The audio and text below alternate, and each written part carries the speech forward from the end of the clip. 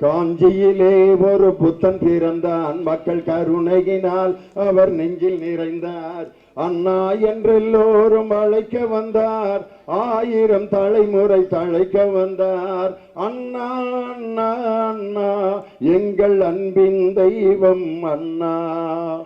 கள்ளக்கொடி கொண்ட கருணாநிதி வாழ்கவே, மக்கள் உள்ளம் குடி கொண்ட உண்மை தலைவர் வாழ்கவே. கள்ளக்கொடி கொண்ட கருணாநிதி வாழ்கவே. ஸ்டாலின் எங்கள் ஸ்டாலின், நம் கழகம் காக்கும் ஸ்டாலின். கலைஞர் படையின் தளபதி, நல்ல இதயங்களுக்கு அதிபதி. ஸ்டாலின் எங்கள் ஸ்டாலின், நம் கழகம் காக்கும் ஸ்டாலின். வரலாற்று சிறப்புமிக்க கூட்டணியை அமைத்து தாழ்த்தப்பட்ட பிற்படுத்தப்பட்ட மக்களை உயர்வு செய்வதற்காக ஒரு கூட்டணியை அமைத்து மாதந்தோறும் 6000 ரூபாய் வீதம், வருடத்திற்கு 72,000 ரூபாய் கொடுத்து வறுமையை ஒழிக்கின்ற காங்கிரஸ் கட்சியினுடைய தலைவர் ராகுல் காந்தியுடன் கூட்டணி அமைத்து உலகெல்லாம் போற்றி பாதுகாக்கின்ற மதச்சார்பற்ற சக்திகளை ஒன்று சேர்த்து ஒரு கூட்டணியை அமைத்து, மனிதநேயமிக்க கூட்டணியை அமைத்து, ஒவ்வொரு நாளும் 2 லட்சம் மக்களை சந்திக்க தில்லுள்ள, திராணியுள்ள, துணிச்சல் உள்ள ஒரே தலைவர் நம் கழகத்தின் தலைவர், வருங்கால நம்பிக்கை நட்சத்திரம், வருங்கால தமிழகத்தினுடைய முதலமைச்சர் நம் கழக தலைவர் தளபதி ஸ்டாலின் அவர்கள்தான். இந்த அருமையான பிரச்சார பொதுக்கூட்டம் அன்பிற்கும் மரியாதைக்கும் உரிய அருமை அண்ணன் கலாநிதி வீராசாமி அவர்களை ஆதரித்து உதயசூரியன் சின்னத்திலே வாக்கு கேட்டு நேற்று வரை தொலைக்காட்சியில் பேசிக் கொண்டிருந்த உங்கள் திண்டுக்கல் லியோனி உங்கள் பகுதிக்கு நேரடியாக உதயசூரியனுக்கு வாக்கு கேட்டு வருகை தந்திருக்கிறேன். இந்த நிகழ்ச்சிக்கு தலைமை தாங்கி நடத்தி கொண்டிருக்கக்கூடிய ஆர்கே நகர் பகுதி கழகத்தினுடைய பொறுப்பாளர் வே சுந்தரராஜன் அவர்களையும், இந்நிகழ்ச்சிக்கு தலைமை தாங்கி பொறுப்போடு இந்த நிகழ்ச்சியிலே கலந்து கொண்டு மாநில இளைஞரணி நேராக செல்ல வேண்டும் என்பதற்காக அண்ணன் சுபாஷ் சந்திரசேகர் அவர்களை மாநில இளைஞரணியுடைய இணை அமைப்பாளராக நம் கழக தலைவர் தளபதி அவர்களால் நியமிக்கப்பட்ட அருமை அண்ணன் இளைஞரணியினுடைய மாநில துணை அமைப்பாளர் சுபாஷ் சந்திரசேகர் அவர்களையும், ஆர்டி ராஜா அவர்களையும், என் அனிஃபா அவர்களையும், பானு மற்றும் எம் சாமி ஆகியோரையும், இந்நிகழ்ச்சியில் கலந்து கொண்டிருக்கக்கூடிய மற்ற தோழமை கட்சியினுடைய பொறுப்பாளர்கள் எல்லோருக்கும் என்னுடைய வணக்கத்தை சொல்லி, எல்லாருடைய பேரையும் சொல்லணும்னு ஆசையாக தான் இருக்கு. பின்னால் ஒரு 50 பேர் இருக்கு, அதை பூரா சொல்லணும்னா ரவு பகலாகி ராவணன் கதையாகி போயிடும். அதனால நான் அந்த பெயர்களை சொன்னாலும் சொல்லாவிட்டாலும் கழகத்திற்காக உழைக்கின்ற தோழர்கள் தான் நம் திராவிட முன்னேற்ற கழகம் மற்றும் நம் கழகத்தினுடைய தோழமை கட்சியினுடைய பொறுப்பாளர். இன்னைக்கு பார்த்தீங்கன்னா ஸ்ரீபெரும்புதூர்ல தொடங்கி அரக்கோணம், வேலூர், கள்ளக்குறிச்சி, சேலம், நாமக்கல், தருமபுரி, பொள்ளாச்சி முடிச்சுட்டு நேற்று நம்ம 1000 விளக்கு தொகுதியில பிரச்சாரம் முடிச்சுட்டு வரலாற்று சிறப்புமிக்க இந்த பகுதிக்கு 8வது நாளாக இன்று உங்கள் முன்னால் ஒவ்வொரு தொகுதியிலும் பார்க்கும் பொழுது எதற்கு மிகப்பெரிய வரவேற்பு இருக்கிறது என்று சொன்னால், ராகுல் காந்தி அவர்கள் பிரதமர் என்று சொன்னவுடன் கூட்டமே மிகப்பெரிய ஆரவாரம். அதைவிட மிகப்பெரிய ஆரவாரம் நம் கழகத்தின் தலைவர் தளபதியார் 22 தொகுதிகளிலும் வெற்றி பெற்று 119 சட்டமன்ற உறுப்பினர்களுடன் முதலமைச்சராக போகிறார் என்ற அந்த செய்தி சொல்லப்பட்டவுடன் மக்களிடம் பெரிய ஆரவாரம்.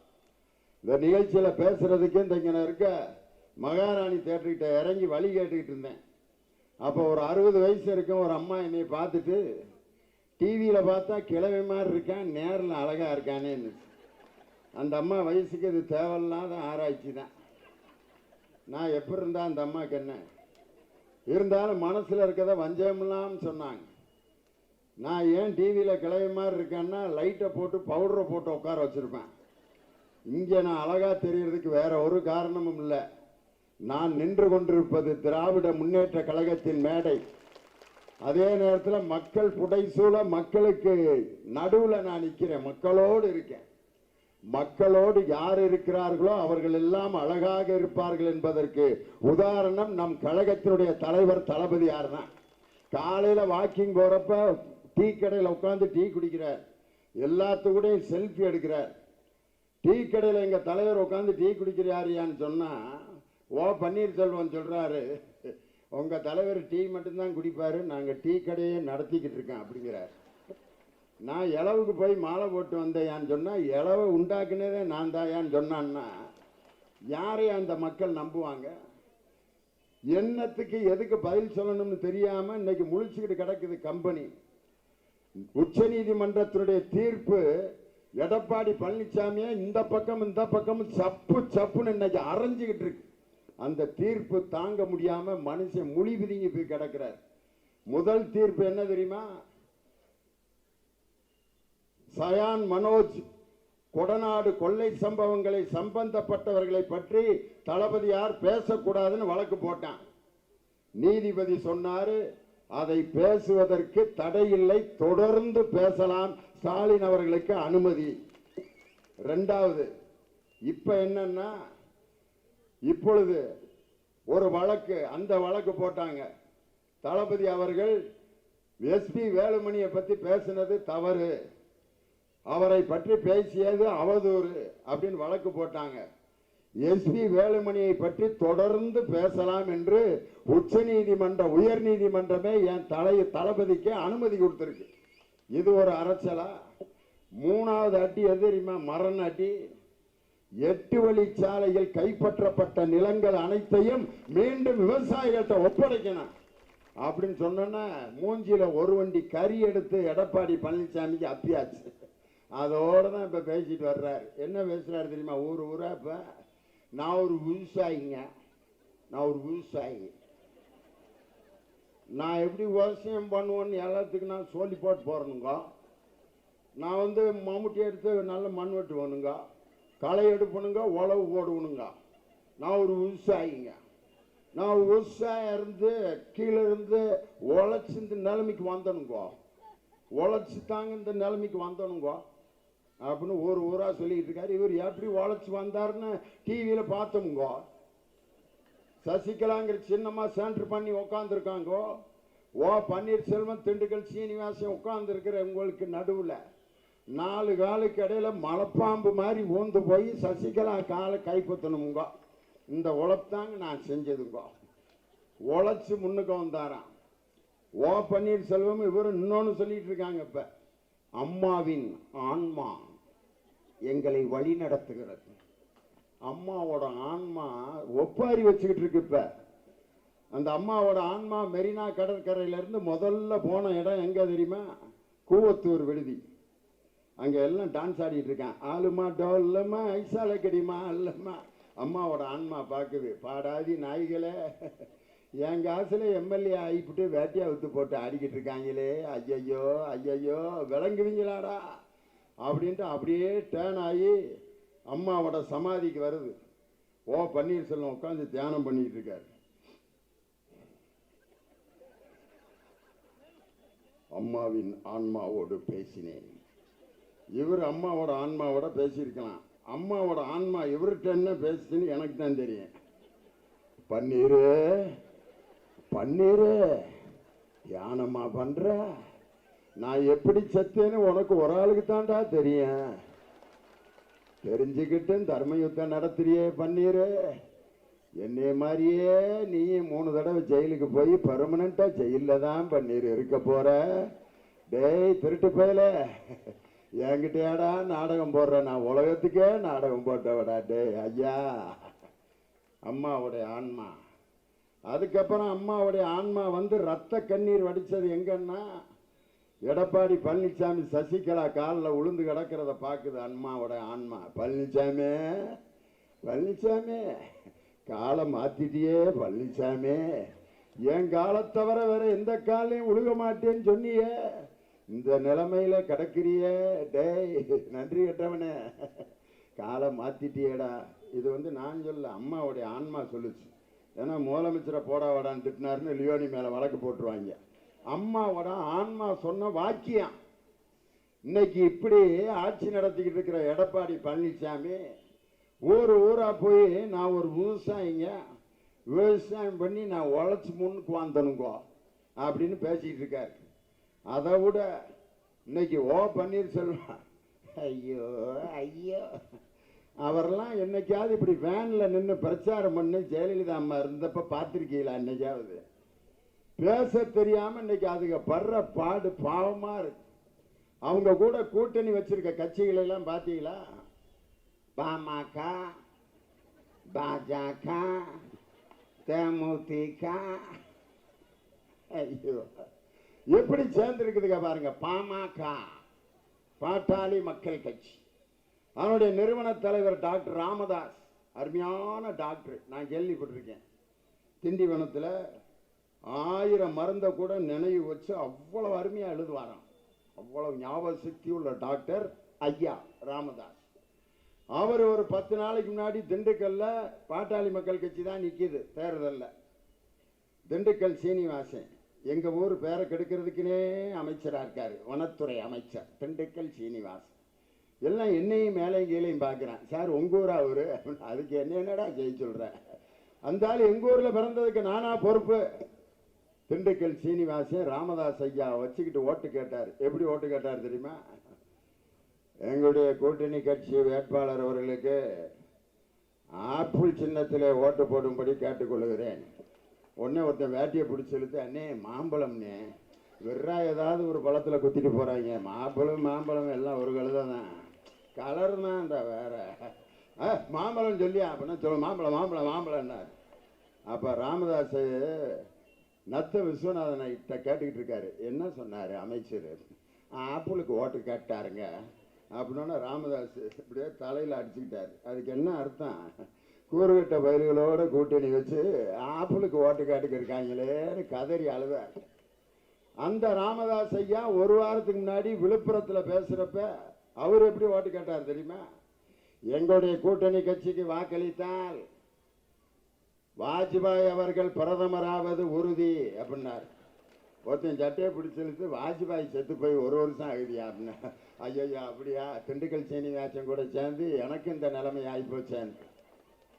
அவரு குழப்பு இப்படி இருக்கா? அன்புமணி ராமதாஸ் சின்னையா அவரெல்லாம் பார்த்தீங்கன்னா ஒரு கோட்டு டை ஒன்று போட்டுக்கிட்டு அப்படி ஒரு ஸ்பீக்கர் மைக்கை வச்சுக்கிட்டு உலாத்திக்கிட்டே பேசுவார். 200 இளைஞர்கள் கேட்கிற கேள்விக்கெல்லாம் டாங் டாங் டாங் டாங் பதில் சொல்லுவார். நீட் தேர்வு என்றால் என்ன? மருத்துவம் கல்வி படிக்க விரும்பும் மாணவர்கள் +2 முடித்தவுடன் எழுதுகின்ற தேர்வு. இது தமிழகத்திற்கு தேவையா தேவையில்லையா? இது தமிழகத்திற்கு பிடித்த சாபக்கேடு. நியூட்ரினோ திட்டத்தை பற்றி என்ன நினைக்கிறீர்கள்? அது அறிவியலுக்கு மிகப்பெரிய அபாயம், அது ஆபத்து அப்படிலாம் டம் டம் டம் டம் அப்படி பதில் சொல்லிட்டு இருந்த அன்புமணி ராமதாஸ் 4 பத்திரிகைக்காரங்க கேட்கிற கேள்விக்கு பதில் சொல்ல முடியாமல் துணியக்கான ஓடினாரு. டிவியில பார்த்தோம். அதுல ஒரு பத்திரிகைக்காரர் கேட்டார் பாருங்க கேள்வி, ஒரே கேள்வி. நான் Edappadi Palaniswami is corrupt or not? ஊழல்வாதியா இல்லையா? ஆமாவா இல்லையா சொல்லு. எப்படிப்பட்ட கேள்வி பாருங்க. மாட்டிக்கிட்டார் ஐயா. ஆமான்னா அப்ப ஏன் கூட்டணி வச்சேன்றான், இல்லைன்னா போன மாசம் ஏன் இப்படி பேசுன? நெருக்கடி, சரியான நெருக்கடி. ஆமாவா இல்லையா? உடனே அது வந்து அவருக்கு கொஞ்சம் தண்ணி கொடுங்க, ரொம்ப தாகமா இருக்காரு. அவரா தாகமா இருக்காரு, நீ கிறங்கி போயிட்டு அந்த ஆளோட கேள்வியில தண்ணியை ஒரு வண்டி தண்ணியை குடிச்சுட்டு எந்திரிச்சு ஓடுறாரு. யாரு? அன்புமணி ராமதாஸ். அதை விட இன்னைக்கு பிரச்சாரத்துல மிக முக்கியமான பொருள் எது தெரியுமா? டயர். டயர் தான் இன்னைக்கு மிகப்பெரிய பொருள் பிரச்சாரத்தில். நமக்கு மிகப்பெரிய ஆதரவான பொருள் டயர் தான். அன்புமணி ராமதாஸ் எடப்பாடி பழனிசாமி பன்னீர்செல்வத்தையும் என்ன சொன்னார்? அவருக்கு தமிழ் சரியா வராது, பெங்களூர்ல படிச்சதுனால. அன்புமணி ராமதாஸ் எப்படி பேசுவாங்க தெரியுமா? எடப்பாடி பழனிசாமிக்கும் பன்னீர்செல்வத்துக்கும் ஒன்றும் தெரியாதோ, அவங்க மக்கு மண்ணு களிமண்ணு ஓ பன்னீர்செல்வம் பாடி செயலா இருக்கிறது கூட லைக் இல்லை. அவங்க 2 பேருக்கு என்ன தெரியும்? காலில் விழுக தெரியும், டயர் நக்க தெரியும். நம்ம திமுக காரங்க கூட இப்படி பேசல. என் தம்பி என்னைக்காவது நம்ம பேசியிருக்கோம் ஐயா டயர் நக்கியிருக்காங்கன்னு.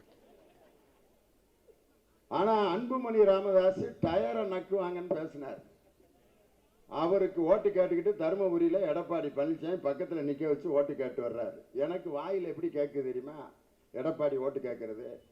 அன்புமணி ராமதாஸ்க்கு நீங்க ஓட்டு போடணுங்க, அவர் எங்க கூட்டணி கட்சியில் நிற்கிறாருங்க, அவருக்கு நீங்க அவசியம் ஓட்டு போடணுங்க, ஏன்னா அவர் தானுங்க என்னை களிமண்ணுன்னு சொன்னாருங்க. அன்புமணி ராமதாஸ்க்கு நீங்க அவசியம் ஓட்டு போடணுங்க, ஏன்னா அவர் டயர் நக்கு சொன்னாருங்க, அந்த வேலையை நாங்கள் தெளிவாக பண்ணுவோங்க அப்படிங்கிற மாதிரி இருக்கு அவர் ஓட்டு கேட்கறது. இதில் என்னன்னா பிரச்சார வேனு ஒரு பஞ்சர் ஓட்டுற கடைகிட்ட போய் நின்றுச்சு. வெறும் டயராக அடுக்கி வச்சிருந்துருக்கான். எடப்பாடி பழனிசாமி டயரை பார்க்க அன்புமணியை பார்க்க, டயரை பார்க்க அன்புமணியை பார்க்க அவருக்கு வேற மாதிரி ஞாபகம் வந்துருச்சு. அவருக்கு பேச்சு பாயிண்ட்லாம் மறந்து போச்சுட்டு இடத்த மாத்துங்கடா, டயரை பார்த்தாலே எனக்கு இருந்தாலும் ஞாபகம் வருது. இதெல்லாம் ஒரு கூட்டணி. இது 2 சேர்ந்துக்கிட்டு இன்னைக்கு ஓட்டு கேட்டு வந்துகிட்டு இருக்கு. மக்கள் அடித்து துரத்தி கொண்டிருக்கிறார்கள்ங்கிறதுக்கு வேற உதாரணமே இல்லை. 15 நாட்களுக்கு முன்னாடி எடப்பாடி பழனிசாமி பிரச்சாரம் செய்து கொண்டிருந்த பொழுது 200 போலீஸை மீறி ஒருத்தன் செருப்பெடுத்து வீசியிருக்கான்னா மக்கள் எவ்வளவு கோபத்தில் இருக்கிறார்கள்னு இதுக்கு மேல நான் உதாரணம் சொல்ல விரும்பல. பாஜக தமிழ்நாட்டில் முனியாண்டி விலாஸ் இருக்கிற அளவுக்கு கூட பிரான்ச் பிஜேபிக்கு கிடையாது. இதில் அந்த அம்மா தமிழிசை சவுந்தரராஜன் தாமரை மலர்ந்தே தீர, தாமரை எப்படி மலருதுன்னு பாருங்க. பக்கத்திலே வடிவேல் டயலாக போடுறான், நீ புடுங்கிறது பூரா தேவையில்லாத ஆணிதாங்க. அந்த அம்மா பேசணும்னு வடிவேல் டயலாக கம்பைன் பண்றான், நீ புடுங்கிறது பூரா தேவையில்லாத. இப்படியா பிரச்சாரம்? தாமரை எப்படி மலர்ந்தே தீரும், சூரிய வெளிச்சம் படாட்டி தாமரையே மலராதுன்னு 1ஆம் கிளாஸ் மேல கூட தெரியும். இன்னைக்கு தமிழிசை சவுந்தரராஜனை எதுக்கு தூத்துக்குடியில நிப்பாட்டி இருக்காங்க தெரியுமா? மரண தோல்வி அடைய வைக்கணுங்கிறதுக்காண்டே தூத்துக்குடியில என் சகோதரி நாடாளுமன்ற குழு தலைவர் கனிமொழி அவர்களை எதிர்த்து தமிழிசை சவுந்தரராஜன் ஆட்ட மாலை போட்டு வெட்டுறதுக்கு கொட்டடிச்சு கூட்டி போயிருக்காங்க தமிழிசை சவுந்தரராஜனை. தூத்துக்குடியில ஏப்ரல் 18 அன்னைக்கு சத் முடிய போகுது கதை. ஹெச் ராஜாவும் தமிழிசை சவுந்தரராஜன் 2 நார வாய் போதும் பிஜேபியை தோக்கடிக்க. 2 பேர் போதும். பாரத பிரதமர் நரேந்திர மோடி இருக்காரு. எங்க ஊர் மதுரை பக்கம் சொல்லுவாங்க, அந்த ஆள் பக்கம் போகாதக்கா பொல்லாத பய, பேசியே புள்ள பத்துருவேன். இங்க வாரு சகோதரி எல்லாம் வெக்கப்படுறாங்க. பேசியே எப்படி புள்ள பக்க முடியும்னு நரேந்திர மோடி கேட்கலாம். வாயிலேயே 4.5 வருஷம் ஓட்டிட்டாரியா. வாயிலேயே ரவையே இல்லாம ஒரு அண்டா உப்மா கிண்டி வச்சிருக்காரு. இப்ப இந்த ரோட்ல குரலி வித்த பாம்பாட்டி காட்டுவான் பார்த்தீங்களா வித்த, அந்த வித்த நரேந்திர மோடி மாதிரி யாராலையும் காட்ட முடியாது.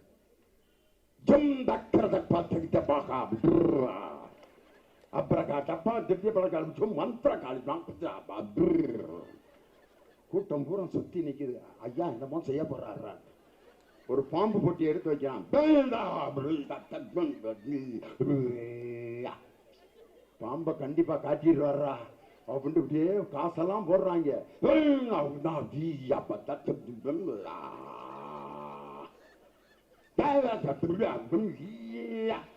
அப்படின்ட்டு அப்படியே ஓபன் பண்றாரு. பாம்பு வர்ற மாதிரி என்னமோ தெரியுது. பாம்பு இல்லடா, டபக்கு டபக்குன்னு மூடிக்கிட்டே இருக்காரு. திடீர்னு கீரிக்கும் பாம்புக்கு சந்தை விட போறேன்னு இன்னொரு பெட்டி எடுத்து வைக்கிறார்.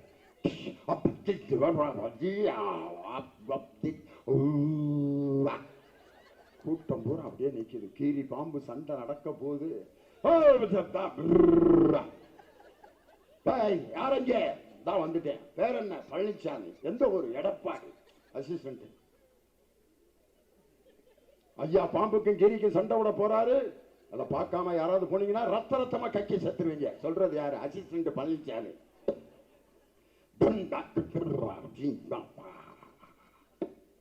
நரேந்திர மோடி இந்த குத்து தான் குத்திக்கிட்டு இருக்காரு 4.5 வருஷம். ஹிந்தியில பேசுவார். எப்படி பேசுவார் பார்த்திருக்கீங்களா அவர் பேசுறத? तुम बोल रही नहीं जाता हूं, मेरे सपनों की रानी कब आएगी तू, आए रे तुम सुल्तानी कब आएगी तू, चुरा लिया के तुम मैं जो दिल को, रूप तेरा मस्ताना, प्यार मेरा दीवाना, झूठ बोले खपा काटे, काले कबे सेठरियो. हिंदी தெரியாதால் என்ன நினைச்சிருப்பீங்க? லியோனி மாதிரிலாம் யாரால ஹிந்தி பேச முடியாரா? அன்னைக்கு ஆர்கே நேரில் பின்னி விட்டார் தண்டையார்பேட்டையில். நான் பேசுனது ஹிந்தி தான், ஆனால் பூரா டுபாக்கூர் ஹிந்தி பாட்டோட வரியை பூரா வச்சு ஓட்டுனேன். நீங்களும் கை தட்டிட்டீங்க. என்னென்ன பாட்டு தெரியுமா?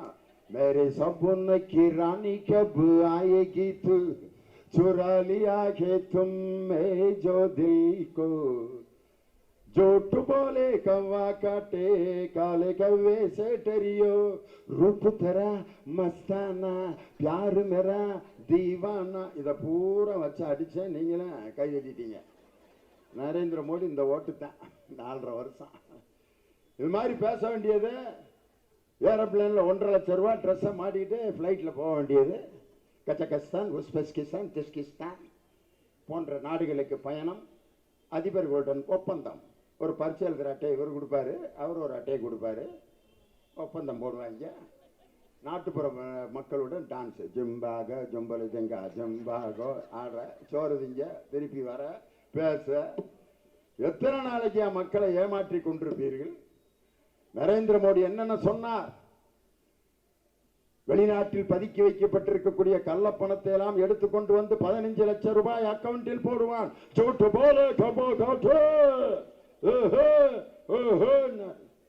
15 லட்சம் போட வேணாம், அக்கவுண்ட்டை ஓபன் பண்ண வேணாமா? அதுக்கப்புறம் வருடத்திற்கு 2 கோடி இளைஞர்களுக்கு வேலை வாய்ப்பு. வருஷத்துக்கு 2 கோடினா 5 வருஷத்துக்கு 10 கோடி பேருக்கு வேலை கிடைச்சிருக்கணும். 29 மாநிலம், 10 கோடியை 29ஆல வகுங்க. ஒரு மாநிலத்துக்கு 30 லட்சம்.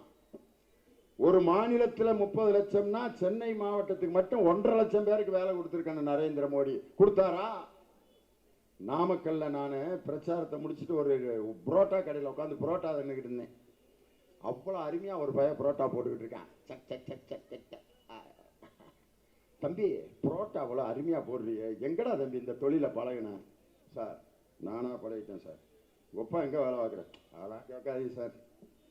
புரோட்டா நல்லா இருக்குல்ல சார், பேசாமல் போகணும் சார், எதுவும் விசாரிக்காதீங்க. சொல்லு தம்பி, இவ்வளோ நல்லா வேலை பார்க்குறேன், உன்னை பற்றி தெரிஞ்சு. சார் போங்க சார். ஏன்டானா காதில் வந்து சொல்கிறான், சார் நான் பிஇ மெக்கானிக்கல் படித்தவன் சார், கல்வி கடன் கட்ட முடியல சார், அதனால ஒரு நாளைக்கு 700 ரூபா தர்றேன், நான் இங்கே புரோட்டா போட்டுக்கிட்டு இருக்கேன் சார். நான் பிஇயா? ஏன் தம்பி பிஇ மெக்கானிக்கலா? சார் சத்தம் போடாதீங்க சார், வேலையை விட்டு நீக்கிடுவாங்க. நான் 8ஆம் கிளாஸ் ஃபெயிலானவன் பொய் சொல்லி வேலைக்கு சேர்ந்திருக்கேன் சார்னு சொன்னாயா? ஒரு இன்ஜினியரிங் பட்டதாரி பிஇ மெக்கானிக்கல் படித்தவன் புரோட்டா போட்டுக்கிட்டு இருக்கான். நரேந்திர மோடி டுபாக்கூர்.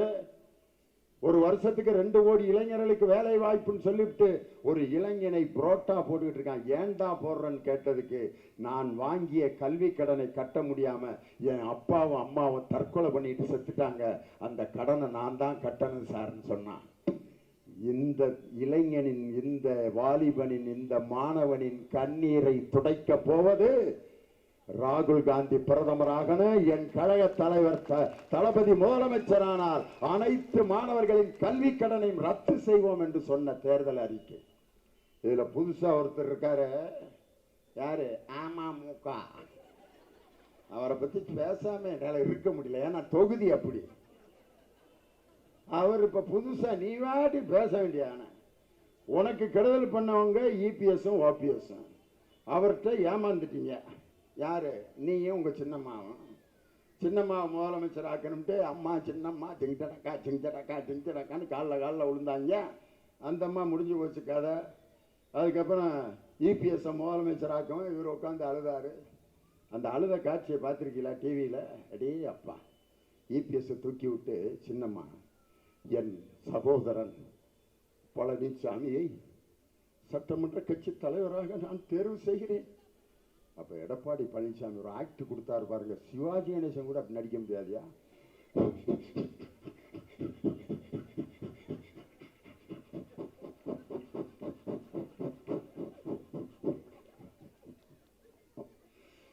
புண்ணாக்கு விற்கிறது கூட லாய்க்கில்ல, என்னை போய் முதலமைச்சர் ஆக்கியிருக்கே சொன்னம்மா. உனக்கு ஆப்பு நான் தான் வைக்க போறேன் பாரு. உனக்கு மட்டும் இல்ல, உன் குடும்பத்துக்கே வைக்க போறேன். உன் குடும்பத்துக்கே ஆப்பு வச்ச எடப்பாடி பழனிசாமி ஓ பன்னீர்செல்வத்தாலையும் அடி வாங்கி அவங்களால ஏமாற்றப்பட்டு இன்னைக்கு தெருவில் ஒரு 21 எம்எல்ஏக்களோட கண்ணாடியை போட்டுக்கிட்டு அம்மா மக்கள் முன்னேற்ற கழகம் போட்டுக்கிட்டு பேசுங்க. நான் ஒன்றும் சொல்லலை. என் கழக தலைவர் தளபதியை கை நீட்டி பேசுவதற்கு டிடிவி தினகரனுக்கு எந்த யோக்கியதையும் இல்லை. யாரை பார்த்து யாரா பேசுறது? என்ன பேச்சு? எங்கள் கழக தலைவருடைய குரலையும் என் தானை தலைவர் டாக்டர் கலைஞர் பேசிய குரலையும் கிண்டல் பண்றதுக்கு வெக்கமா இல்ல? வேற வேலை பார்த்து பொழைச்சிடலாம். உலகத்தையே வென்றெடுத்த அற்புதமான குரல் என் தானை தலைவர் டாக்டர் கலைஞரின் குரல். என் உயிரினும் மேலான அன்பு உடன்பிறப்புகளே என்று சொன்னவுடன் 1,00,000 தொண்டர்கள் மெய்சில் இருக்க கைதட்டிய குரல்.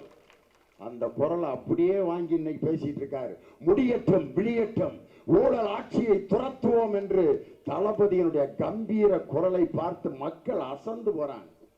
ஆனால் டிடிவி தினகரன் வாயில சலுவா ஒழுகிற மாதிரி ஒரு பேச்சு. அது நான் என்ன சொல்லுகிறேன்னா, உங்க மேல நிறைய வழக்கு இருக்க இருந்துட்டு போகுது. உள்ள போறதுக்கு தானே நாங்கெல்லாம் வந்திருக்கோம். ஏகப்பட்ட இது ரெட்டை இலைக்கே லஞ்சம் கொடுத்தீங்களாம்ல, அது எல்லா இடத்துலையும் கொடுத்துட்டு தான் இருக்கேன். என்ன இப்படி இவ்வளவு வழக்கு இருக்க? அந்த வழக்கு இருக்கு, இந்த வழக்கு இருக்கு. உள்ள போனீங்கன்னா போறது தான், போயிட்டு போறது. இப்போ என்ன சின்ன பிள்ளையிலேருந்தே திருடுறதே தொழிலா வச்சிருக்கேன். அப்புறம் என்ன இதுல நாங்க என் குடும்பமே திருடுற குடும்பம் தானே. திருடுறதுக்கு தானே சென்னையில் ஏறி வந்தேன். வேற எதுக்கு என்ன எம்பி ஆகிறதுக்கா? ஏதோ திருட வந்தவங்கள எம்பி ஆக்கி விட்டு சும்மா சிரிச்சுக்கிட்டே இருந்தா ரொம்ப நல்ல வேணா அர்த்தமா? எங்க ஊர்ல சொல்லுவாங்க, ஒரு நாய் தெருவில் இருக்கிற நாய் பல பேர்த்துக்கிட்ட அடி வாங்குச்சு. சோறே கிடைக்கல. ஒரு கல்யாண மண்டபத்தில் இலை போட்டாங்க, பார்க்குது ஒரு இலையில கூட சோறு இல்லை. 10 பேர் அடிச்சு துரத்துல நாய் இப்படியே வந்துகிட்டு இருந்துச்சு. ஒரு அம்மா குக்கர்ல ஆக்கின சோறு, நல்லா கவனிங்க, குக்கர்ல ஆக்கின சோறு கெட்டு போன சோறு. அந்த சோறை கொண்டு வந்து நாய்க்கு போட்டுச்சு. குக்கர்ல ஆக்கின கெட்டு போன சோறு.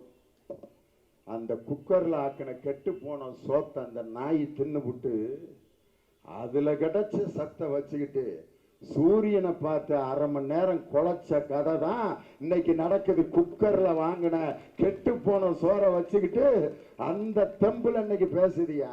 நான் யாரையும் குறிப்பிட்டு சொல்ல, ஒரு நாய் எங்க ஊர்ல இருக்க தெருவில் இருந்த நாயத்தான் சொன்ன.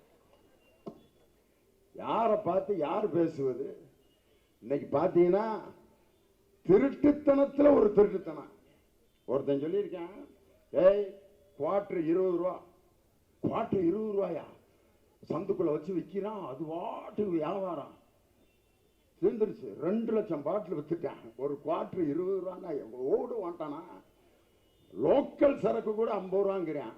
20 ரூபாய்க்கு குவார்டரா அப்படின்ட்டு எல்லாம் சந்துல போய் வாங்கி வாங்கி வாங்கி வாங்கி 2 லட்சம் 3 லட்சம் பாட்டில் வித்துருச்சு. போய் குடிச்சு பாக்குறாங்க, சர்பத்து. அடா ஏறவே இல்லை. திருட்டு வேண்டாம், சந்துக்குள்ள வச்சு 20 ரூபாய் காட்டி ஏமாத்திட்டு போயிட்டான்டா.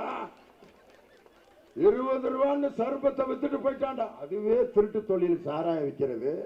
அதுல ஏமாத்திருக்கான் பாருங்க, எவ்வளவு பெரிய கில்லாடியா. பணம் கொடுக்கிறதே முள்ள மாதிரி தானா, அதுல 20 ரூபாய் கொடுத்து ஏமாத்திருக்கான்னா. அந்த 20 ரூபா குவார்டரை வாங்கின பூரா சர்பத்து பாட்டில் வச்சு குடிச்சு புட்டு சந்தில வச்சு வித்தவனை காணாண்டான்னு தேடிக்கிட்டு இருக்கான். இப்ப செக்குனா பீஸ் பீஸ் ஆக்கிடுவாங்க.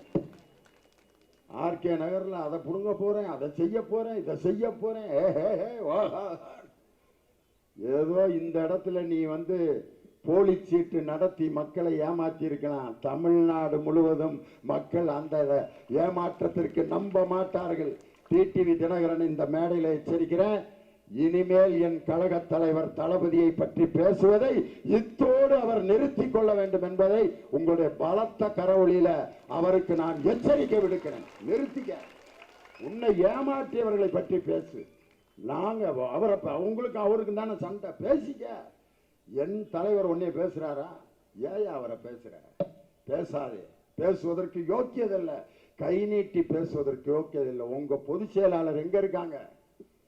எங்கேயாவது ஒரு கட்சியோட பொதுச் செயலாளர் ஜெயில களி திங்கிற பொதுச் செயலாளர் பார்த்திருக்கீங்களா? ஐயா, எங்கேயா உங்க பொதுச் செயலாளர் ஜெயில களி தின்னுட்டு இருக்காங்க? நீங்க என்ன? நான் துணை பொதுச் செயலாளர். நீங்க நானும் களி பின்னாடியே சாப்பிட்ட போட்டுட்டு போயிருவேன். இது ஒரு கட்சி. இதை வச்சுக்கிட்டு ஓட்டு கேட்டுக்கிட்டு அசிங்கம். இப்படி இவ்வளவு சோதனைகளையும் தாண்டி நாளைக்கு முதலமைச்சராக போவது என் கழக தலைவர் தளபதி ஸ்டாலின். எந்த கொம்பனால் அதை தடுக்க முடியாது. இன்னைக்கு அதிமுக கூட கூட்டணி வச்சிருக்கக்கூடிய இன்னொரு கட்சி பாத்தீங்களா? தேமுதிக. பாவம் கேப்டன் விஜயகாந்த். உண்மையில நான் அவருடைய ரசிகர். நான் உண்மையில மேடையில் ஒத்துக்கிறேன். அவருடைய ரசிகர். அவர் பாட்டுக்கெல்லாம் நான் கைதட்டி இருக்கேன். அந்த வானத்தை போல மன்னம் படைச்ச மன்ன துண்ட தோல்ல போடுறப்ப சூப்பரா நடிப்பு. சிந்திய வெண்மணி சிப்பியில் முத்தாச்சு என் கண்ணம்மா. கைதட்டி இருக்கேன். ஊமை வெளிகள்ல டிஎஸ்பி தீனதயாள் என்ன கேரக்டர். தோல்வி நிலை என நினைத்தால் மனிதன் வாழ்வை நினைக்கலாமா? கைதன். அப்படிப்பட்ட ஒரு விஜயகாந்த் கட்சி ஆரம்பிச்சு எதிர்கட்சி தலைவர் ஆனாரு. அதிமுக கூட கூட்டணி வச்சு ஜெயலலிதா சட்டமன்றத்தில் அவர் அவமானப்படுத்தணும் என்ன செஞ்சாரு பாத்தீங்களா?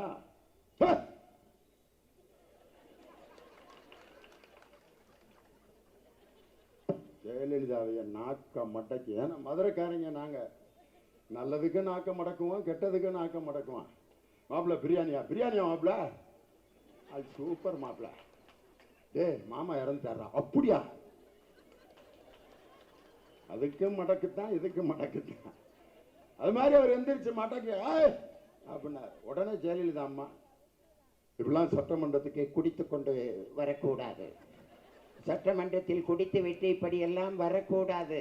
உடனே விஜயகாந்த் மதுரை பாணியில, ஆமா நான் குடிச்சிட்டு வந்தேன், இந்த அம்மா தான் ஊத்தி குடிச்சு சைடிஸ் வறுத்து குடிச்சு போ வேலையை பார்த்து. அது கும்முன்னு ஏற்று நின்ன ஒரு மனுஷனை இப்ப அதே அதிமுக கொண்டு போய் அடகு வச்சிருக்காங்க. தேமுதிக அடகு வச்சிருக்காங்க. அமெரிக்காவில் சுகம் இல்லாம படுத்திருந்தவர் சுகமாய் வரணும்னு தேமுதிக தொண்டர்களும் அவருடைய ரசிகர்களும் ஆசையா பார்த்துட்டு இருந்தாங்க.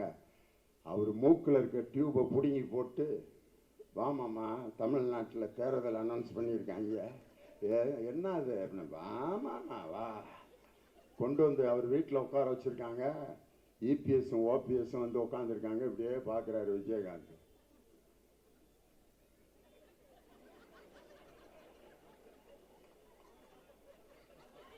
அவர் மனசுல என்ன நினைச்சிருப்பாரு, இந்த நாய்க்கு எதுக்குடா இங்க வந்திருக்கானுங்க, நம்ம கட்சியை கெடுத்த போயிலாச்ச, இவனுக்கு எதுக்கு இங்க வந்திருக்காங்க, ஆம பூந்த வீடு மாதிரில ஏற்கனவே ஆம பூந்துருச்சு, பத்தாவதுக்கு இவனுக்கு வேற வந்திருக்காங்களே அப்படின்னு மனசுல நினைக்கிறாரு.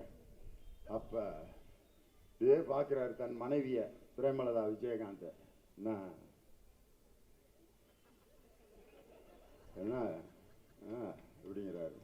பிரேமலதா சொல்றாங்க, எல்லாம் வாங்கி பீரோல அடிக்காச்சு மாமா, அதில் வசமா கொடுத்துட்டாங்க, பேசாம உட்காரு மாமா, உன்னைய எம்பி ஆக்கிறதுக்காக கூட்டி வந்தான், உன்னைய காமிச்சு துட்டு பெறட்டுறதுக்கு தான் மாமா கூட்டு வந்தேன், பேசாம சொல்றத கேளு.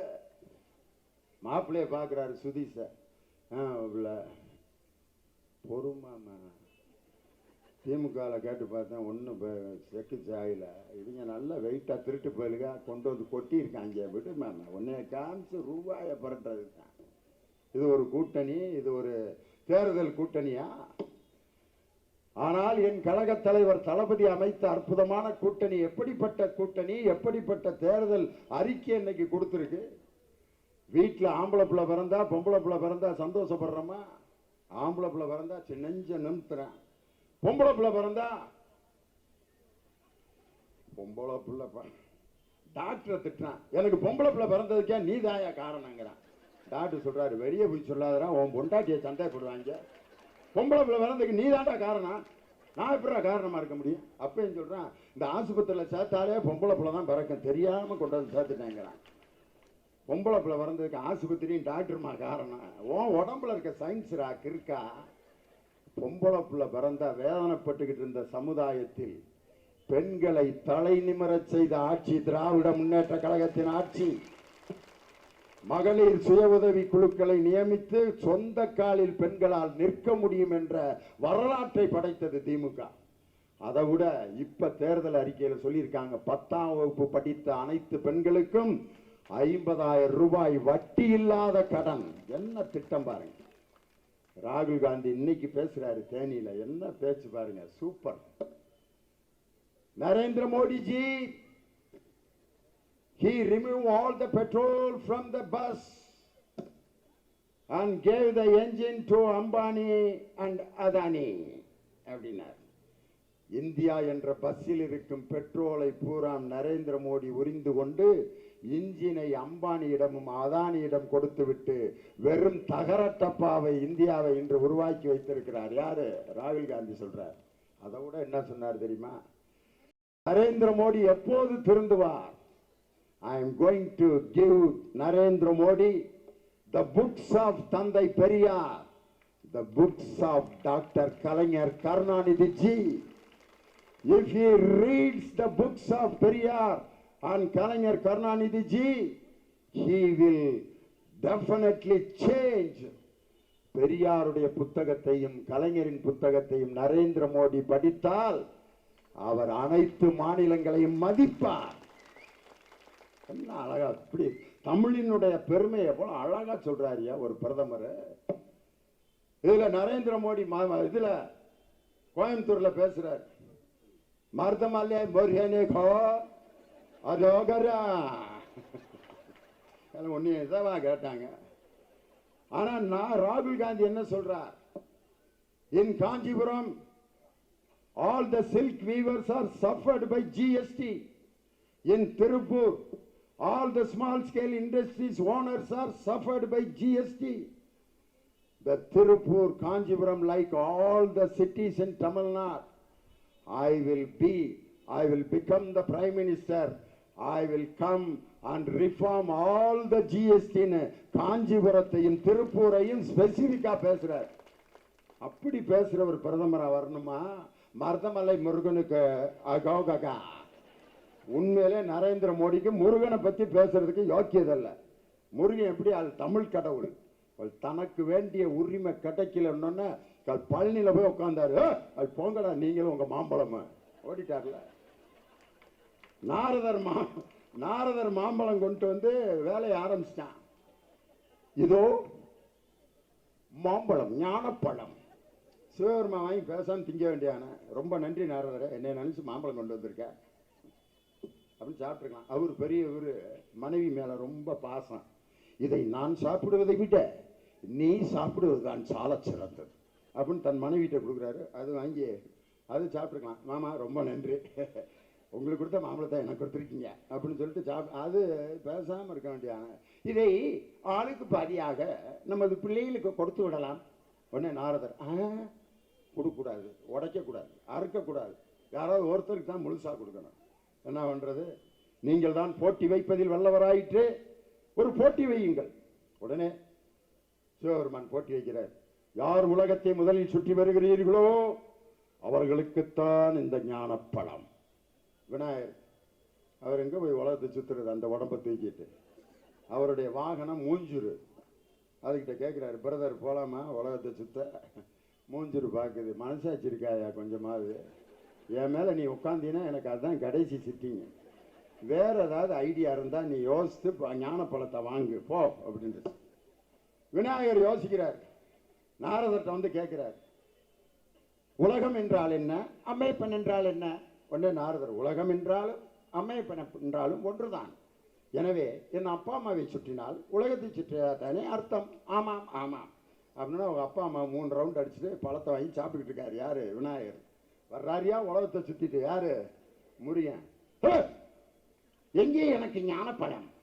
ஒன்னே வாங்கி சாப்பிட்டுட்டு இருக்கேன், வேலையை பார்த்து போ. ஓ, எனக்கு இழைக்கப்பட்ட அநீதி, நான் இனிமேல் இந்த குடும்பத்தில் இருக்க மாட்டேன், எனக்கென்று ஒரு தனி ராஜ்யம், எனக்கென்று ஒரு மக்கள், அவர்களை நான் அமைத்துக் கொள்ள போகிறேன். பழனியில போய் கோமணத்தோட தனி ஆட்சி புரிந்தவன் முருகன்.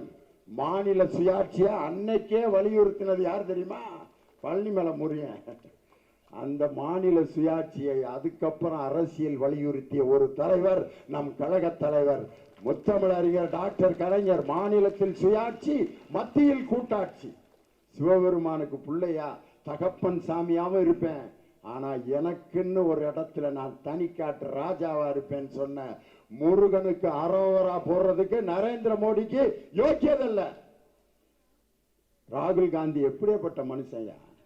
ஸ்டெல்லா மேரிஸ் காலேஜில் பார்த்தீங்களா, 4000 மாணவிகளுக்கு மத்தியில் ஒரு ஜீன்ஸ் பேண்ட்டும் ஒரு டிஷர்ட்டும் போட்டு சும்மா தலை அஜித் மாதிரி நிற்கிறாரு. அப்படி கும்முன்னு 4000 பேர் அப்படியே கைதட்டி அவரை பார்க்குறாங்க. என்ன பிரதமர், வருங்கால பிரதமர் நம்ம காலேஜில் பிள்ளைகளோட விழா ஜாலியாக வந்திருக்காரு. 4000 பேர் யார் வேணாலும் கேள்வி கேளுங்க, பதில் சொல்றேங்கிறார். என்ன துணிச்சல் பத்தியா?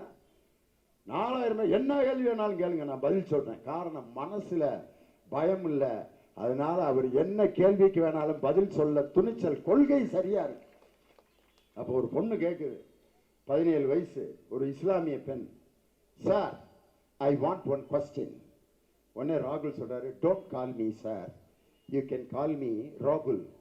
உடனே அது சின்ன பிள்ளை வெக்கப்படுது. இவ்வளோ பெரிய மனுஷனை, யோ ராகுல் இங்கே வாயா அப்படின்னு கூப்பிட முடியுமா? ஆனால் கூப்பிட சொல்றாரு, என்ன செய்யறேன்னு இப்படியே வெக்கப்படுது. உடனே பின்னால் இருக்க பிள்ளையெல்லாம் கூப்பிடுறே சொல்லியிருக்காருல, ஏற்றி விடுதுங்க. அந்த பிள்ளை தமிழ் பிள்ளை துணிச்சலோட ஹேய் ராகுல் அப்படின்னு. 4000 மாணவிகளும் பலத்த கரவொலி ராகுல் காந்தி. இந்த கைதட்ட தமிழிசை சவுந்தரராஜன் பார்த்தோன்ன அடிபகுலாம் எரிய ஆரம்பிச்சிச்சு. 4000 மாணவிகள்கிட்ட ஒருத்தர் கைதட்டு வாங்குறாரு. நம்ம பெருசு ஏரோப்ளேனை விட்டு இறங்க விடாம கருப்பு பலூனை பறக்க விட்டு போய வெளியா புறத்துறான் ஐயா. இவர் பிரதமர் ஆவாரா? இவர் பிரதமர் ஆவாரா? அடுத்து ஒரு பொண்ணு கேட்ட கேள்வி, அதுலதான் ராகுல் காந்தி யார் என்பதை நிரூபித்தார். அந்த பொண்ணு கேட்குது, what is meant by democracy? பெரிய அரசியல் தலைவர்கள் என்ன சொல்லி தப்பிச்சிருவாங்க. John F Kennedy, the former president of America, he told the democracy is by the people, for the people, of the people. That is called democracy. மக்களால், மக்களுக்காக, மக்களாலே நடத்தப்படும் ஆட்சி டெமோக்ரஸி அப்படின்னு சொல்லிட்டு போயிருப்பாங்க. ராகுல் காந்தி எவ்வளவு சிம்பிளா சொன்னார் தெரியுமா மக்களாட்சினா என்னன்னு? I am standing here, you are standing there, this is my position, that is your position. I can come there, that is not democracy. You should come here, that is democracy. நான் இங்க நிக்கிறேன், நீ அங்க நிக்கிற. நான் ஓ இடத்துக்கு வர்றதுக்கு பேரு மக்களாட்சி இல்ல, நீ பிரதமர் இடத்துக்கு வரணும், அதுக்கு பேரு தான் மக்களாட்சி என்று ஒரு இஸ்லாமிய மாணவி கேட்ட கேள்விக்கு பதில் சொன்ன ராகுல் காந்தியினுடைய சிந்தனை என்ன? மருதமலை முருகனுக்கு அரோகரான்ட்டு தமிழ்நாட்டு மக்களுக்கு ராமத்தை போட்ட நரேந்திர மோடி 15 லட்சம் மோர போட முடியுமான்னு தெரிய வேணாமா? மண்டல யோசிக்க வேணாம். ஒரு நிமிஷத்துக்கு 30 குழந்தை பிறந்துகிட்டு இருக்கு இந்தியாவில். இப்ப நான் பேசிட்டு இருக்கிறதுக்குள்ள 60 குழந்தை பிறந்துருச்சு. எப்படா ஒரு ஆளுக்கு 15 லட்சம் போட முடியும்?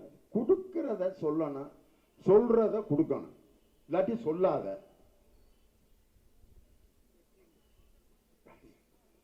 அதான் நான் உங்க வாயை பார்த்துக்கிட்டே இருந்தேன், எப்ப முடிக்கிறது? அது மாதிரி சொல்றத கொடுக்கறத சொல்லணும், இல்லாட்டி சொல்றத கொடுக்கணும். கொடுக்க முடியாத ஏன் சொல்லணும்? போய் நிதின் கட்கரிட்ட கேட்டா 15 லட்சம் கொடுப்பேன்னு சொன்னாரு, ஏயா கொடுக்கலன்னா அது தேர்தல் நேரத்தில் அப்படித்தான் சொல்லுவான், அதெல்லாம் அவங்களை யார் நம்ப சொன்னது? இப்ப அப்ப நீ சொல்றது பூரா பொய்யா? அதை விட ரொம்ப அற்புதமான தேர்தல் அறிக்கை எது தெரியுமா? சூப்பர் தேர்தல் அறிக்கை. இன்னைக்கு சாதாரண ஒரு மனிதன் கூட வேளாண்மை துறைக்கென்று தனியாக பட்ஜெட், எப்ப தனி பட்ஜெட், அதுக்கடுத்து ரயில்வே, ரயில்வேக்கு அடுத்து 2 பட்ஜெட் தான் இது வரைக்கும் வாசிக்கிறாங்க. ஆனால் வேளாண்மை துறைக்கென்று தனியாக பட்ஜெட் அறிவிக்கப்படும் என்ற தேர்தல் அறிக்கை காங்கிரஸ் கட்சியினுடைய தேர்தல் அறிக்கை. இன்னைக்கு எப்படிப்பட்ட ஒரு கூட்டணி அமைஞ்சிருக்கு. நின்றுட்டு இருக்கீங்களே எல்லாரும், ஒவ்வொருத்தரும் பாருங்க, ஒவ்வொரு கட்சி, மனிதநேய மக்கள் கட்சி, இந்திய யூனியன் முஸ்லீம் லீக், விடுதலை சிறுத்தைகள், இந்திய தேசிய காங்கிரஸ், மார்க்சிஸ்ட் கம்யூனிஸ்ட் கட்சி, வலது கம்யூனிஸ்ட் கட்சி, மறுமலர்ச்சி திராவிட முன்னேற்ற கழகம், எல்லாம் நம்முடைய கூட்டணியில் இருக்கும் அனைத்து கட்சி தோழர்கள் மட்டும் இல்ல, பொதுமக்களும் உட்கார்ந்துருக்கீங்க. யாராவது ஒரே மாதிரி இருக்கீங்களா பாருங்க. இந்த அண்ணன் பாருங்க, ட்ரௌசர் ஷர்ட் போட்டு அழகா வெள்ளை முடி, வெள்ளை மீசை, அவர் வயசுக்கு பாருங்க உட்காந்துருக்காரு. பேண்ட் ஷர்ட்டு, இன்னொருத்தர் ஃபுல் ஹேண்ட் ஷர்ட் போட்டிருக்காரு, ஒருத்தர் ஆஃப் ஹேண்ட் ஷர்ட் போட்டு, அந்த பக்கம் ஒரு சகோதரி பட்டு புடவை கட்டியிருக்காங்க, ஒருத்தங்க சிக்கனா புடவை, எல்லாம் அப்படி கலந்து, ஒருத்தர் இஸ்லாமியர், ஒருத்தர் அழகா குல்லா வச்சு உட்காந்துருக்காரு, ஒருத்தர் நெஞ்சில் சிலுவை போட்டிருக்காரு, ஒருத்தர் அழகா இப்படி விபூதி அடிச்சிருக்காரு, இன்னொருத்தர் இப்படி ராமம் போட்டிருக்காரு. யாராவது ஒரே மாதிரி இருக்க முடியுதா? இருக்க முடியுமா? ஒரே சட்டை, ஒரு 1000 சட்டையை இந்த ஊர்ல கொண்டு வந்து கொடுத்து எல்லாம் போட்டுக்கங்கடா அப்படின்னா எப்படி போட முடியும்? ஒவ்வொருத்தனுக்கும் ஒரு அளவு இருக்கும். நரேந்திர மோடி இப்படித்தான் இந்தியா முழுவதும் ஒரே அளவுல சட்டை தச்சு இந்தியா முழுவதும் போடுங்கடானா போட முடியாது. இந்தியாவில் எல்லாம் கலந்து வாழ்கின்ற கலாச்சாரம் இந்திய கலாச்சாரம். பக்கத்தில் உட்கார்ந்துருக்கவங்க என்ன ஜாதின்னு கேட்டு உட்கார்ந்தமா, என்ன மதம்னு கேட்டு உட்கார்ந்தமா, ஜாதி மதத்திற்கு அப்பாற்பட்டு தமிழர்களை ஒன்று சேர்த்த இயக்கம் திராவிட முன்னேற்ற கழகம் என்ற இயக்கம். இன்னைக்கு பார்த்தீங்கன்னா அப்படி ஒன்று சேர்ந்தான். இன்னைக்கு என்ன சொல்லிட்டு இருக்காங்கன்னா, திராவிட முன்னேற்ற கழகம் இந்துக்களை வெறுக்கிறது, இந்துக்களை மேடை போட்டு திட்டுகிறது, இந்து விரோதிகள் திராவிட முன்னேற்ற. மனசாட்சி இல்லாம பேசுறாங்க. லியோனி, நான் ஒரு ஆள் சாட்சி போதும். நான் இதுவரைக்கும் தமிழ்நாட்டில் 5000 கோயிலினுடைய கும்பாபிஷேகத்தில் லியோனி பட்டிமன்றம் நடத்திருக்கேன். எந்த சாமியாவது என்னை வேற மதத்துக்காரன் வேணான்னு சொல்லிட்டா, எல்லா கோயிலையும் விபூதி வாங்கி அடிப்பேன், எல்லா கோயிலையும் திண்ணூறு அடிப்பேன், எல்லாரும் பரிவட்டம் கட்டி என்னை மேலதாளத்தோட கோயிலை சுற்றி கூட்டு போவாங்க. அவங்க கொடுக்கிற மரியாதையை ஒரு தமிழன் என்ற முறையில் இன்னொரு மதத்தின் மரியாதையை மரியாதையோடு பெற்றுக்கொண்டவன் லியோனி. திண்டுக்கல் ஒரு சம்பவம் நடந்துச்சு தெரியுமா உங்களுக்கு? வெள்ளை விநாயகர் கோயில் ஒரு கோயில், இது நன்மை தரு விநாயகர் கோயில். அதுல 2 கமிட்டிக்கு இடையில சண்டை வந்துருச்சு. சரஸ்வதி ராமநாதன் ஒரு நடுவர் அம்மா, அவங்களும் நல்ல பாட்டு பாடி பேசுவாங்க. நான் ஒரு குரூப் கமிட்டியில் இருக்க 50 பேர்த்துல 25 பேர் சொல்றாங்க சரஸ்வதி ராமநாதன் தான் நடுவரா போடணும், இந்த தடவை அவங்க நிகழ்ச்சி தான் விநாயகர் சதுர்த்திக்கு. ஒரு குரூப் நம்ம ஊரியா லியோனி, திண்டுக்கல் லியோனி, திண்டுக்கல்ல பேசாம வேற எங்க போய் பேச சொல்ற, திண்டுக்கல்ல லியோனி பேசின முடியாது. உடனே அந்த தர்மகர்த்தா மருதநாயகன் என்ன சொன்னார்னா, ஒரு பேப்பர்ல என் பேரையும் சரஸ்வதி ராமநாதன் நடுவர் பேரையும் எழுதி உருட்டி போட்டு விநாயகர்கிட்டே உத்தரவு கேட்டுருவோம், அவர் யாரை தேர்ந்தெடுக்கிறாருன்னு பார்ப்போம் அப்படின்னு. கணேசன் ஒரு வயசு சின்ன பையன், ஒரு 5 வயசு பையன், டே கணேசா இங்க வாடா, விநாயகருக்கு முன்னாடி சீட்டை போட்டு சாமியெல்லாம் கும்பிட்டு 5 கரத்தனை யானை முகத்தனைன்னு எல்லாம் கும்பிட்டு சரியான நடுவரை தேர்ந்தெடுத்து கொடுக்கணும் விநாயகரே அப்படின்னு வேண்டிட்டு அந்த பையன் எடுத்து பிரிச்சு பார்க்கறான். திண்டுக்கல் லியோனியின் பேரை விநாயகர் தேர்ந்தெடுத்திருந்தார். சாமியெல்லாம் நல்லா தான் இருக்கு, சாமியை வச்சு நம்மள்கிட்ட துபாக்கூர் விட்டுக்கிட்டு இருக்கிறது தான் இந்த குரூப். இவங்களை தான் நம்ம யார் என்று அடையாளம் கண்டுபிடிக்கணும். சென்னை கபாலீஸ்வரர் கோயிலில் தூர் எடுத்து அந்த கோயிலை அழகுபடுத்தியது என் தானை தலைவர் டாக்டர் கலைஞர் பொதுப்பணித்துறை அமைச்சராக இருந்தப்ப. 29 ஆண்டுகளாக ஓடாத திருவாரூர் தேரை அலங்கரித்து 1969 தேர் ஓட்டி 4 ரத வீதிகளையும் அழகுபடுத்தி தேர் ஓட்டி அழகு பார்த்தவர் என் கழக தலைவர் முத்தமிழறிஞர் டாக்டர் கலைஞர். அதே மாதிரி மகாமகம் குளத்துல 1,00,000 பேர் வருவாங்க அன்னைக்குன்னு சொன்னோன்னா, அன்னைக்கு பொதுப்பணித்துறை அமைச்சரா இருந்த என் தலைவர்கிட்ட அண்ணா சொல்றாரு, போய் வேலையை பார்த்து 1,00,000 பேர் தங்குறதுக்கு என்ன செய்யணுமோ அதை சரியாக செய்து விட்டு வா என்று 1,00,000 பக்தர்கள் வசதியாக தங்குவதற்கு மகாமகம் குளத்தை தூர்வாரி தங்குவதற்கு விடுதிகளை எல்லாம் அமைத்து கொடுத்தவர் என் தானை தலைவர் அன்றைய பொதுப்பணித்துறை அமைச்சர். இப்ப பாருங்க, எங்களுடைய திமுக ஆட்சியில் இருந்த KR பெரியகருப்பன் இந்து சமய அறநிலைத்துறை அமைச்சர். 125 கோயில்களுக்கு தங்கத்தேர் வாங்கி கொடுத்திருக்காரு. அவருடைய 5 ஆண்டுகள் இந்து சமய அறநிலைத்துறையில 3000 கோயில்களுக்கு கும்பாபிஷேகம் நடத்தியிருக்கார். இன்னைக்கு இந்த அதிமுக ஆட்சியில் என்ன நடந்துகிட்டு இருக்கு தெரியுமா? அதிமுக ஆட்சியில 60% கோயில்கள்ல இருக்க சாமி உண்மையான சாமி இல்ல, சாமியவே தூக்கிட்டு போயிருக்காங்க. எவ்வளவு திருடங்க பாருங்க. சாமி சிலையவே டே என்னை வாடா தூக்குறீங்க அப்படிங்கிறது சாமி. பாசாமி காசு தான் ஒன்னே, நீ எதுக்கு எனக்கு முக்கியம், தூக்கிட்டு போயிட்டாங்க. சாமியவே தூக்கிட்டு போறான். இன்னைக்கு பாருங்க, உட்கார்ந்துருக்கீங்க, சிவபெருமானை கும்பிடுறவங்க 3 கோடு போட்டு இப்படி விபூதி அடிப்பாங்க.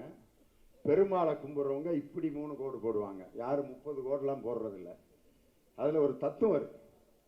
அதே மாதிரி கிறிஸ்துவர்கள் பிதா சுதன் பரிசுத்தாவி, the name of the Father and of the Son and of the Holy Spirit, 3 தான் அங்கேயும். இஸ்லாமியர்கள் பிஸ்மில்லா இர்ரஹ்மான் இர்ரஹீம் 3 வார்த்தை போடுவாங்க. அதுக்கு ஒரு நம்பர் போடுவாங்க 7 8 6. அந்த 3 நம்பரையும் கூட்டி பாருங்க. 8 7 15 15 6 21 2 1 கூட்டுங்க. அதுவும் 3ஆம் நம்பர்ல தான் முடியுது. சிவபெருமானை கும்பிடுபவர்கள் 3 கோடு, பெருமாளை கும்பிடுபவர்கள் 3 கோடு, கிறிஸ்துவர்கள் பிதாசுதன் பரிசுத்தாவி, இஸ்லாமியர்கள் பிஸ்மில்லா இர்ரஹ்மான் இர்ரஹீம் 221 கூட்டினா 3ங்கிற நம்பர் எல்லாத்திலையும் ஒன்னா இருக்குது. எதை காட்டுதுன்னா, நம்ம எல்லாம் ஒரு இடத்துல இருந்து வந்தவங்க இடையில் ஏற்படுத்தி கொண்ட மார்க்கம் தாயா மதம். மதத்தை வைத்து பிரிப்பவன் என் திராவிட முன்னேற்ற என் தலைவரை கேட்டாங்களே, கழக தலைவர் தளபதி ஸ்டாலின, உங்களுடைய மனைவி எல்லா கோயிலுக்கும் போறாங்க. ஆமா, அவர்களுடைய உரிமையில் நான் தலையிட மாட்டேன், அது அவர்களுடைய பிரியம். இதுதான் என் கழக தலைவர் தளபதி ஸ்டாலின் எனக்கு, தலைவர் கலைஞர் எனக்கு கற்றுக் கொடுத்ததுன்னு சொன்னார். அதை விட இப்படி 3 மதமும் ஒன்றாக இணைத்து மத ஒற்றுமைக்காக கூட்டணி அமைத்து மதத்தால் பிரிக்க நினைக்கின்ற நரேந்திர மோடியின் முகத்திரையை கிழித்து அதற்கு துதிபாடி கொண்டிருக்கக்கூடிய எடுபிடி எடப்பாடி பழனிசாமியினுடைய ஆட்சியை தூக்கி எறிய 40 தொகுதிகளிலும் வெற்றி பெற்று மிகப்பெரிய வெற்றியை பெறப்போவது நம் திராவிட முன்னேற்ற கழகத்தின் தலைமையிலான கூட்டணி என்று அனைத்து கருத்து கணிப்புகளும். அதில் அதிக வாக்கு வித்தியாசத்தில் வெற்றி பெறப்போவது யாருன்னா, வட சென்னை வேட்பாளர் என் அருமை சகோதரன் டாக்டர் கலாநிதி வீராசாமி. நிஷா கைதியாக சென்னை சிறையில் இருக்கப்பட்ட போது அவர் அடித்து அவர் காதுகள் கேட்காமல் அத்தோடு கழக பணியை இன்று வரை ஆற்றிக் கொண்டிருக்கக்கூடிய அருமை ஆர்காட்டார் அவர்களுடைய பணிக்கு செய்கின்ற கடன் எதுன்னா, கலாநிதி வீராசாமியின் குரல் பாராளுமன்றத்திலே ஒலிக்க வேண்டும்.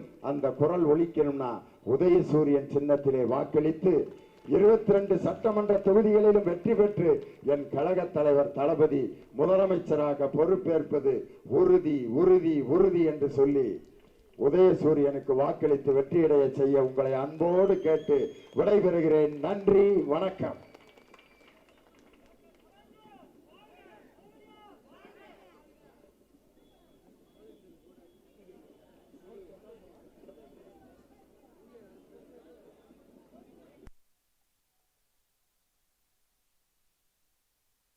இந்த வீடியோ உங்களுக்கு பிடிச்சிருந்தா ப்ளீஸ் லைக் அண்ட் ஷேர் பண்ணுங்க. மறக்காம எங்க சேனலை சப்ஸ்கிரைபும் பண்ணுங்க.